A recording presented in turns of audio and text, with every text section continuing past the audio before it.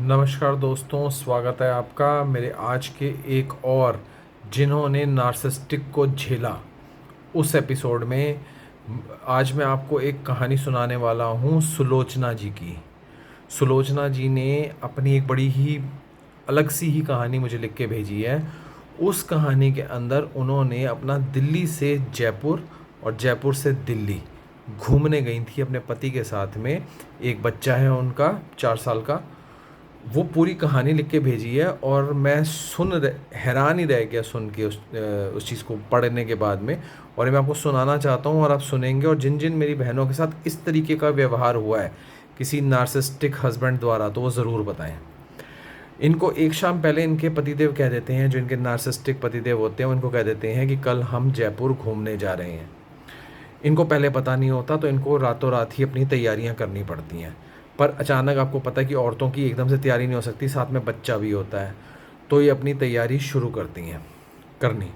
सुबह तक इनकी तैयारी पूरी नहीं हुई होती और सुबह हस्बैंड ने बोला होता है कि सुबह हम 6 बजे घर से निकलेंगे। जब ये सुबह 6 बजे निकलने के लिए हस्बैंड तैयार हो चुके होते हैं, हस्बैंड का अपना जो भी एक टैची सा तैयार हो गया होता है, ये अपना सुलोचना जी जो हैं अपना बैग पैक कर रही होती हैं। बच्चे का सामान, बच्चे की नीड्स जो भी होती हैं वो सामान को पैक कर रही होती है। तो इनसे रात को नहीं हुआ होता।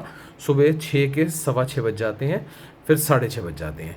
6 बजे से गालियाँ शुरू हो चुकी थी, माँ बहन की गालियाँ, गंदी गंदी बातें, इनके माँ बाप को दोष देना, सब कुछ शुरू हो चुका था 6 बजे से। 6:30 बजे घर से निकलते हैं, तब तक सुलोचना जी का काफ़ी मूड ख़राब हो चुका होता है।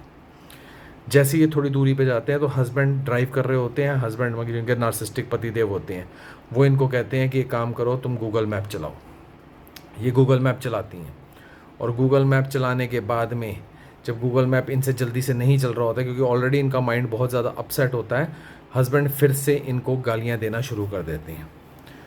जब वो फिर से इनको गालियाँ देते हैं, इनका मूड और ख़राब हो जाता है।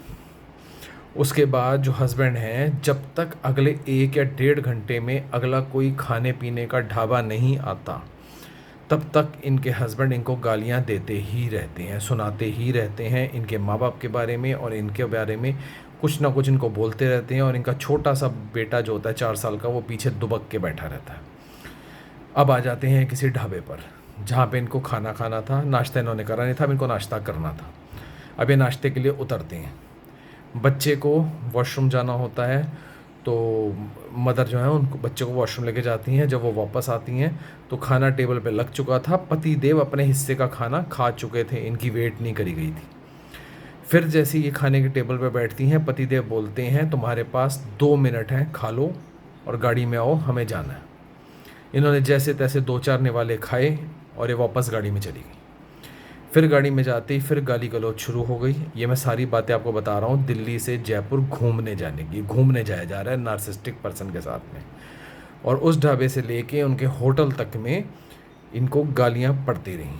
फिर जब ये होटल पहुँच गए, पति देव ने जानबूझ के वेटर को नहीं बोला, इनकी ड्यूटी लगाई कि ये सामान को ऊपर लेके जाएंगी। ये सामान को सारा ऊपर लेके गई, कमरे में सारा सामान खोला, सारा सेट करा। उसके बाद में जब शाम को इनका डिनर का टाइम था, तो पति देव ने इनको फिर से टाइम, जब ये बिल्कुल थकी हुई थी, सुबह से इनकी नींद नहीं पूरी हुई थी और इतनी गालियाँ खा खा के इनका मूड ख़राब हो चुका था, तो पति देव ने बोला कि शाम को होटल के नीचे जो डाइनिंग हॉल है वहाँ हम खाना खाने जाएंगे फलाने टाइम पे। जैसे ही वो टाइम आता है, पति देव इनको 5 मिनट के पहले कहते हैं कि तैयार होके आ जाओ, तुम्हारे पास सिर्फ 5 मिनट है। अब एक वीमेन जिनके हाथ में 4 साल का बच्चा भी है, वो कैसे 5 मिनट में तैयार हो सकती है?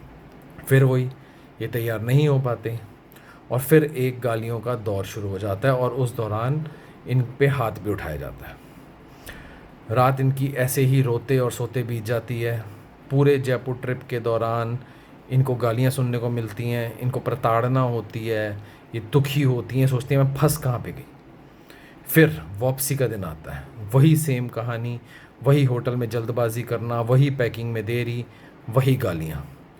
रास्ते में बच्चे को एक बार सुसु आता है और उनको हाईवे होता है तो उनको रास्ते साइड पे रोकना पड़ता है। ये बच्चे को सुसु कराने के लिए उतरती हैं और ये कहती हैं कि जब तक मैं बच्चे को सुसु करा के वापस आई, इस आदमी ने हॉर्न बजा बजा के मेरी ज़िंदगी नर्क कर दी। फिर ढाबा आता है, फिर वही गालियाँ और जब ये घर पहुंचती हैं तो ये कहती हैं, मैं इतना मेंटली थक चुकी थी, इतना मैं पक चुकी थी कि मुझे समझ नहीं आया कि मैं ये घूमने गई थी या मैं टॉर्चर होने गई थी।